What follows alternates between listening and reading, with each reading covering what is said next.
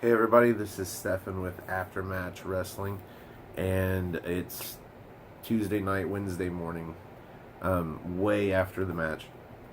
I came home from work and watched SmackDown, not so live, and then I watched a couple of YouTube videos. Uh, after after that, I watched Aaron Rift on NoDQ.com or NoDQ channel doing just No DQ Live after SmackDown. And I thought I'd finally come back to my channel and do a review of both Raw and SmackDown. I was lucky enough with my no days off schedule at work to have 11 days off for the holidays. So I actually got to watch Raw live, and I took notes, and I got to watch SmackDown today on my first day back to work, after work, on the cloud, on View. They give you, or maybe I pay for it, I don't know, but you get your cloud DVR. And so I took notes while watching that. Before, I was doing full reviews of every match on the show, and especially with Raw giving it being 3 hours, I didn't want to do that again. There's a lot of matches in there that there's not much to say. Overall, I thought Raw was not great, but I thought it was better than a lot of the past Raws have been. My biggest problem happened straight off the bat with the I don't even know what title it was. Was it the Intercontinental title being defended? Yeah, it was Reigns.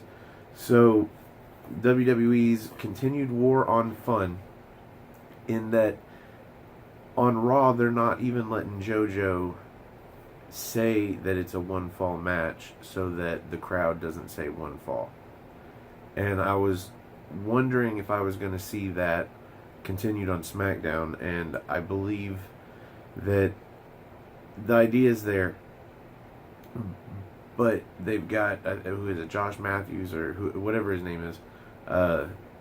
He says one fall, and he goes right into that it was for the tag team championships, and he leaves no time for the crowd to chant one fall, and it irks me because I don't know why they do it. I can't figure out for the life of me why they would want to silence the crowd saying that, because it doesn't hurt anything at all that I can see. Maybe they think it hurts the prestige of the match or the title or something like that, and I would say that's on them, not on the crowd. Their lousy booking is ruining the prestige of the Universal Championship, putting it on Lesnar, who's never there. I mean, the fact that he's a beast and semi undefeatable is great and all for a now and then attraction. Who can defeat the beast? Not who can defeat the beast and take the title that's been hijacked and held captive from Raw from ever being shown, let alone defended on every pay-per-view. It's defended on every other pay-per-view maybe, and they fill in matches that you're just like, why? Why do we have to see something that you put together that seems super great that fails inevitably, like the Shield reunion, which it wasn't their fault, but it failed because the Reigns couldn't be there, and Angle was a great reason to have watched it without the Shield reunion if Angle was going to have a match. So it was a great substitute in that it was still big, but it was still failed. The reunion was a failed one. And now with Ambrose being injured, it seems like it's never really going to have a shining moment before it's time to turn somebody heel. And unless you turn all three of them heel, which Reigns is never going to get turned heel, then you're not going to see too much of a Shield reunion, because they really need to turn Ambrose heel. He needs a shot in the arm, a little pick-me-up. He needs something to his character to give him an edge, or give him some some room to be different from where he's at, because it's not necessarily stale, because I think he's still over, and he does great work, and it's hard to root against him because he's legitimately entertaining in the ring, but it seems like he really has nowhere left to go unless he changes something drastically, and the easiest and the best thing that they could do would be to turn him heel. And as much as the fans love him and his character, a heel turn would be great, because hopefully they would hate him just as much as they loved him. Which gets me into a later topic, but reminds me that I have topics to cover. Okay, so the Reigns match with Samoa Joe. And my second problem with the match was in commentary. And I know a lot of people give everybody in commentary a lot of shit, and it's all due. They deserve most of it, I would have to say. I try to watch the match and tune out the commentary when I feel like there's no addition from the commentary table. If there's nothing that they're adding to the match. Like, I like to watch the match too, so I can just focus on that. But the fact that I'm watching the match and I'm watching them tell the story in the ring where Samoa Joe starts to get his right arm injured during the match after his suicida on Roman Reigns, where when he does his tope suicida, he comes back with his arm and does kind of like an AJ Styles-esque forearm shot. So suddenly his right arm's injured. And when you know the story that they tell in the ring, you know that it's always the left arm that they work on. Because of, I don't know, I guess if you really hurt it, then you're not hurting anybody's, signature signing arm that they can go and make money while they're sitting on the shelf. Or maybe it's because most people are right-handed, yes, so, they still have to be able to attack with their right arm, so you want to damage the left arm, it's more believable. For whatever reason it is, I believe the WWE works with their process being you injure or you work on your opponent's left appendage, left leg, left arm. Well, it was Joe's right arm. And if you notice with the clip that they showed, unnecessary clip, if you watch Raw, you remember it from last week. I hate all these clips that show something that happened last week, let alone something that happened an hour and a half ago that you just saw. Put the clips on YouTube. Put the clips on Facebook. Put them on the social media to get people to watch. But don't remind the regular viewers and take up time that you could be giving to talent that's not being presented on TV with these meaningless clips from last week and from an hour ago. Oh, at the top of the hour, when we first got on Raw, well, this happened, and they spend 90 seconds showing you what happened, and you already saw it. Who cares? I'd rather see somebody get utilized that's not getting utilized. That's what I'd rather see. But anyway, he's working on his right arm, but nobody at the commentary team mentions that the reason his arm is hurt so bad is because Roman beat the crap out of it last week and nearly hit him in the right arm with that chair on the ring post. Nobody thinks to mention that. Even Vince McMahon in the back is not like, hey guys, maybe you should mention the fact that, they're telling that story in the ring for a reason. And for the commentary not to pick up on that and help them tell that story, it's beyond me. It shouldn't be left up to an older wrestling fan or somebody that catches on really quickly to notice things like that and appreciate them. The commentary team is there to help, the casual fan be like, oh yeah, of course his arm hurts bad because remember, last week, same arm. Nobody dropped that. They're back there probably arguing with Booker T about something stupid that he said that he wishes he could unsay, and tries drastically for the next 5 minutes to kind of work his way back with his statements to kind of unsay what he originally. It's dumb. And I think they need two people, easier to control the conversation, easier to divert them back to the ring. Hey guys, there's stuff going on that you need to be talking about other than arguing with each other. Anyway, I just wanted to mention that because that was awful. Like Corey Graves, at the very least, should have seen that and mentioned that, and he didn't. Nobody did. And I thought it was superbly ironic, and I don't know if everybody gets the same commercials that I do when I watch View, but if anybody watched the USA Network on View, then this commercial was in there. I would say it's all the same commercials for at least the US. The WWF is currently advertising on the WWE. It's weird. I don't know if I've ever heard anybody on a podcast talk about the commercials during the show, but yeah, the WWF is advertising on the WWE, and I could go for probably 5 or 10 minutes about why that's ironic, but I hope some of you smarks out there are chuckling with me a little bit on that, because I thought that was amazing. And so Roman keeps the title in a match where they should have given it to Joe, allow the IC title to go away from Roman on his glorific, star-studded Yellow Brick Road trip all the way to WrestleMania and defeating the undefeatable Beast.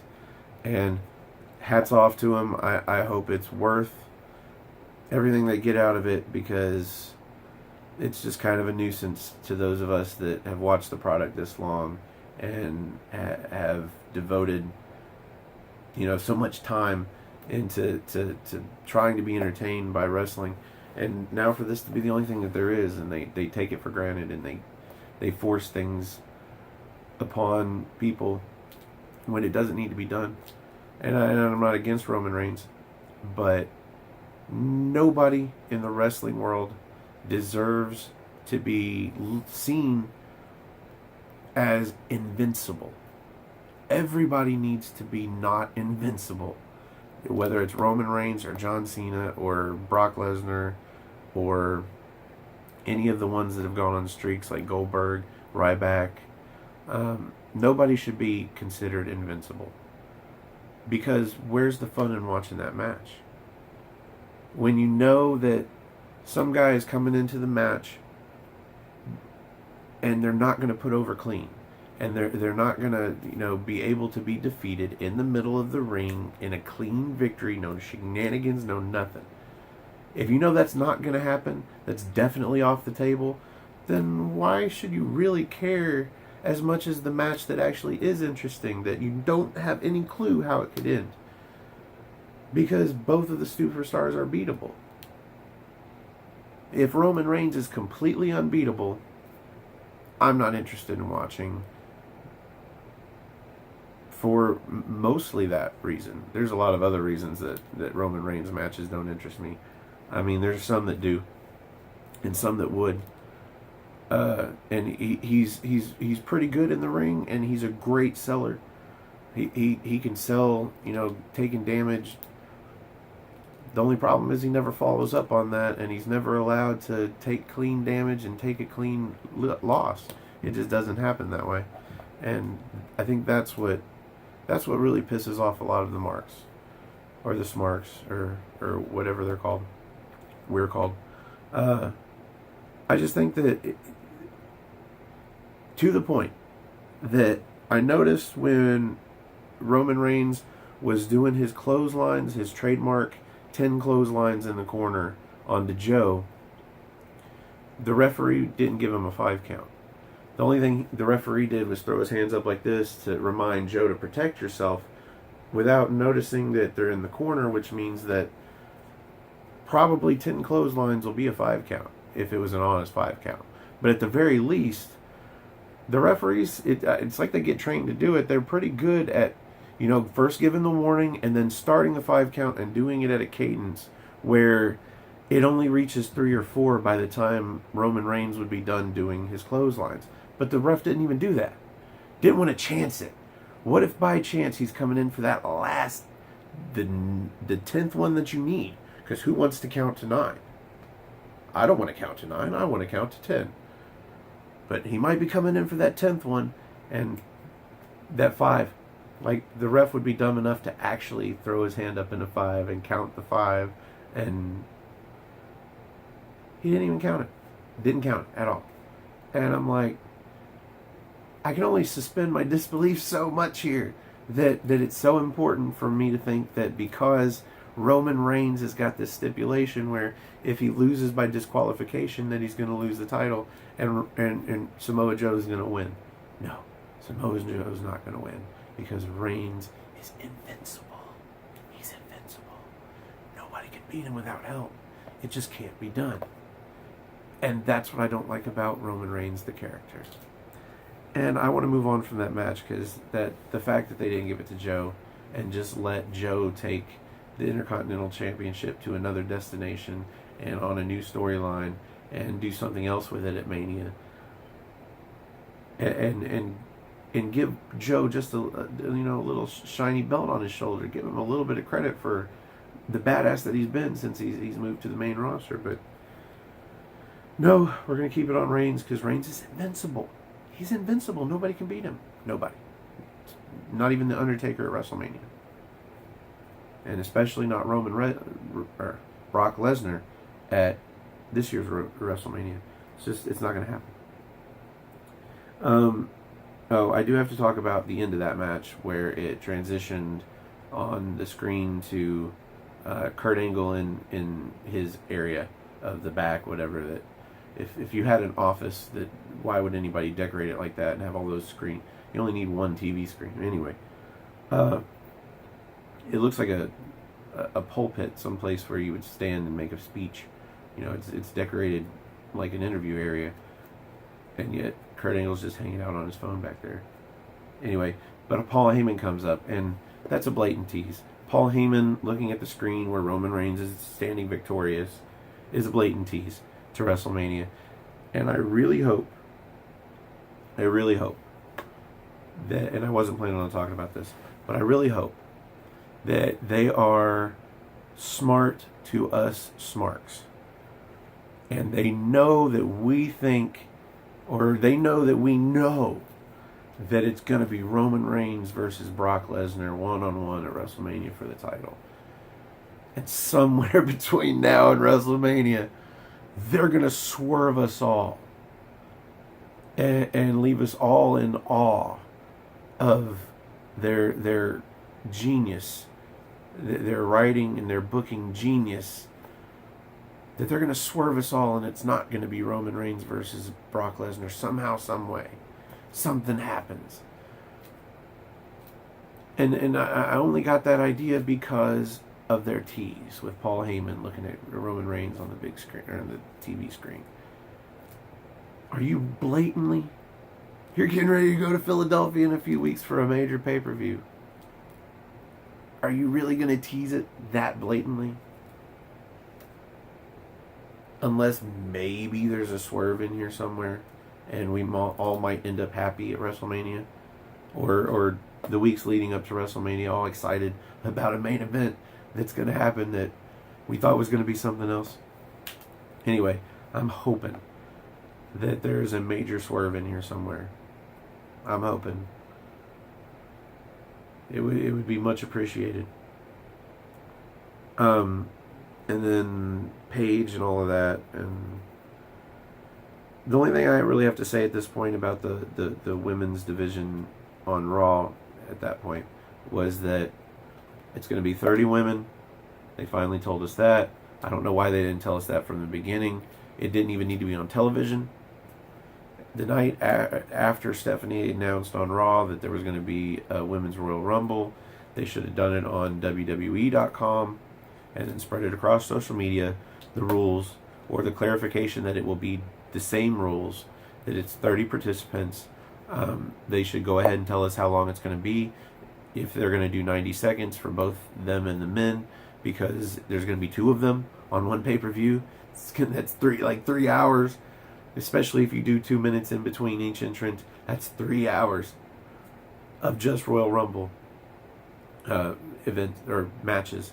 And they should have done that on WWE.com and then spread it across social media. And then on SmackDown the next night, they should have said, and mentioned it. Having, one of their little vignettes or highlights or whatever, where it comes across the screen, it says, WWE.com announced, here are the specifications of the Women's Royal Rumble. And there you go. You didn't have to announce it on TV, really, but they should have done it when they announced that there was going to be a Women's Royal Rumble. Don't hang us in suspense that you didn't think through the specific rules, because you knew. You've been thinking about doing this for months, probably, at least weeks, but probably months, probably since the Mae Young Classic. That's my guess. They knew that they were going to have all of this new women talent available. What do we do with them? What can we do with them? What can we do with them that we've never done before? Women's Royal Rumble. Bam. Done. So now you can call up all this talent from NXT. You can fill out the roster. And you've got so much more talent to pick up to put both on the main roster, because some of them are ready, and to put into NXT to fill out the spots that you just called up. Bam. Women's Royal Rumble. Genius. And as with not every Royal Rumble. I believe last year there wasn't any surprise old school. There wasn't really any surprise entrance in last year's Royal Rumble, I don't believe. But like most Royal Rumbles, and then you have Trish, Lita, or any of the older generation female wrestlers that can still go, that would like to do it. I suppose you could probably round up 10 of them. If you weren't too selective, you could probably fill out all of the spots that aren't filled by main roster and actually leave the NXT roster in NXT. I'm not a big fan of putting NXT roster in a Royal Rumble. It never really got on my nerves previously, because in a men's Royal Rumble you really only see like one, maybe. And that's okay, because it's usually somebody that's ready to be called up anyway, and is probably going to one of the rosters after the Royal Rumble. So that's not so bad, but the idea of there possibly being like 4 or 5 or 6 NXT women superstars called up, why would you do it? They're not going to win in the Royal Rumble.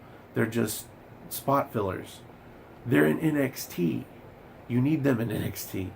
And the only ones in NXT that are going to seem like they could succeed are the ones that you really need in NXT to make the women's division in NXT worth watching. Because you can't have all the great ones just in the top of the company.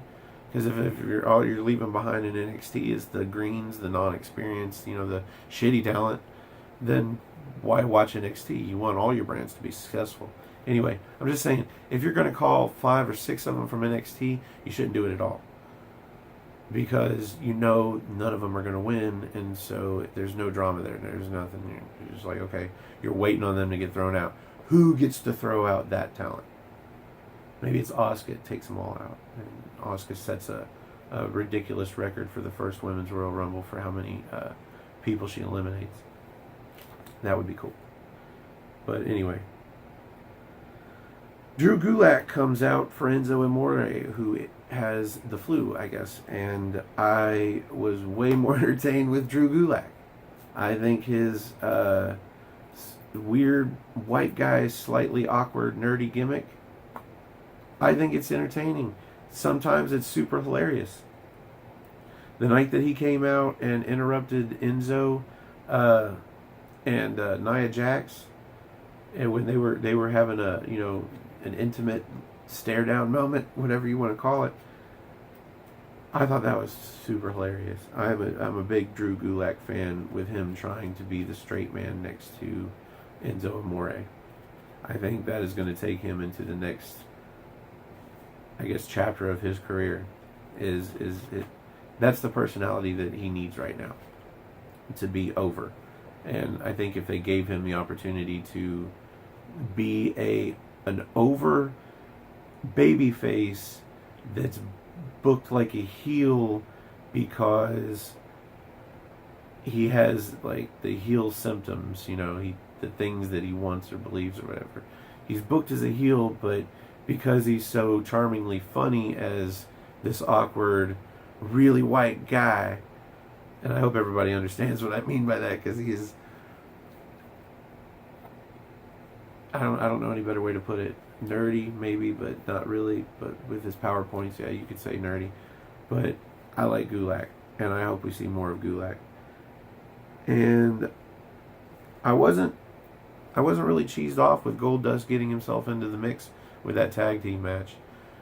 People are like, well, he's not a cruiserweight, and yeah, I don't want to see him go to 205 Live and have matches with them, but for him to be put in that match is a way for them to interject main roster heavyweight talent into the 205 Live matches and say, hey, these guys just aren't versus each other. They can be in matches with, Raw talent. Obviously, they probably wouldn't do that with SmackDown, since SmackDown technically isn't supposed to have 205 Live talent, even though they had their shows for the hour after SmackDown, which is weird. Whatever. Anyway, I just thought Goldust was a heel. Like, I didn't mind him being in the tag team match, but he was booked in the tag team match as a face. Didn't he just get done beating up R-Truth all over the place, acting like a brutal Goldust heel? The kind of Goldust character that I think we all really enjoyed more, other than when he was a babyface. I think for me personally, when he was a babyface with Booker T, when he had the Tourette's that was caused by him getting some sort of move into a electrical panel or something. Yeah, I think that was probably my favorite Goldust face character, but I think he's better as a heel. He's always been better as a heel. And then the Balor Club. Initially, when I watched View, I fast forward through the channels if I pause at any point, or if I back up, or if I have to go pee or something like that. And I somehow, somewhere, I missed Finn Balor going to Kurt Angle and basically announcing, I'm with these guys. And it seemed like a much bigger build-up. I just saw them heading to the ring, and I'm like, that's it? That's all you get? But then I go back and I watch him and Angle, and I'm like, the crowd really made that moment, and thank God they had mics going to the TV feed from the crowd when they saw Finn Balor with the Good Brothers. But still, overall, for them to be putting them together in a team, that's it. Just, you had to put Finn Balor in a 6-man tag team match for some reason with the Miz Taraj and Elias, who, by the way, love Elias. Mostly because he's actually good at playing the guitar. Like, he's actually, I don't know if he's great. I don't know, maybe he's learning because of the character, or maybe he's always played. I don't know. I don't know exactly how good he is, but the stuff that he does, he executes very well, I think. And he's a really good guitar player, so, like, he's not one of those characters that comes out and his character has a guitar and he can strum a few chords and kind of sing. I don't know if Elias can really sing. I don't think he really should sing really nicely, because if he can play the guitar and sing really good, then are you really trying to make him look like a heel? You know, people are gonna be like, this isn't wrestling. This is like, I didn't come here to see a guy sing a song as good as he is. I think if he's that good at the guitar, he needs to at least pretend to be really bad at singing, which, if he is pretending, he's doing a great job of it. I just think it was really underwhelming how they put the Balor Club back together, or together for the first time on WWE. Like there should have been a storyline build up to it, maybe, or something. Or, like, for some reason, Finn Balor's getting attacked by 3 people at once would make sense, because he's had his interactions with Elias, got a guitar shot to the shoulder from Elias, and he's had his run-ins with the Miz Taraj, and then the Good Brothers just come out. Instead of just saying, hey, I'm there with me, and so now it's officially made the Good Brothers a face tag team. which I think we've all been kind of on the fence on, like, are they good guys? Are they bad guys? The last time they've really been in a storyline, they were basically bad guys. If they came out to help their friend, instantly face turn, no explanation needed, they came out to help their friend. That's where Michael Cole or Corey Graves gets on the mic or on the headset and says, oh yeah, and these guys, have traveled Japan together. Whatever background you have to give the casual fan, they still came out to help their friend, and that is enough storyline. That's a one-night storyline. They could have done it last week, and it had the match this week. They could have done it this week, had the match next week. Something. Very underwhelming, but what can you expect from WWE? Really, what can you expect? Not much. Problem is, that's all there is to watch. Well, I mean, I know there's other things to watch, but I don't. Miz coming back next week for me was the best news on Raw. And the best moment, I believe, for me, hilarity-wise, was when Elias rhymed rock with The Rock. I think that says everything. I think Elias is hopefully on his way back from whatever punishment that they've been putting him under, or maybe they're trying to season him and make him pay his dues and realize he's not bigger than the company, blah, blah, blah, blah, blah, and now we're going to push you. Hopefully they're pushing him because he needs to continue playing the guitar like a maestro and singing terrible lyrics with a terrible voice. And I was really hoping that with Miz coming back next week, he would take Elias and have him wedged into the Intercontinental Championship mix. You take him away from the Miztourage, because now you have the Miztourage with the Miz to face the Balor Club. Move Elias into the IC title picture, stretch it out to Rumble. Have a three-way at Rumble. I know there's going to be a lot of three-ways at Rumble, and giggity. But Joe does not need to be dismissed from the Intercontinental Championship title picture right now. It just doesn't need to happen. For him to lose that cleanly to Roman Reigns, if you aren't burying him, then he's still chasing the title somehow, some way. Maybe he brings up the fact that he was in the corner for more than a 5 count, and Roman should have been disqualified and he should have gotten the title. Maybe he brings that up, shows if you can have an instant replay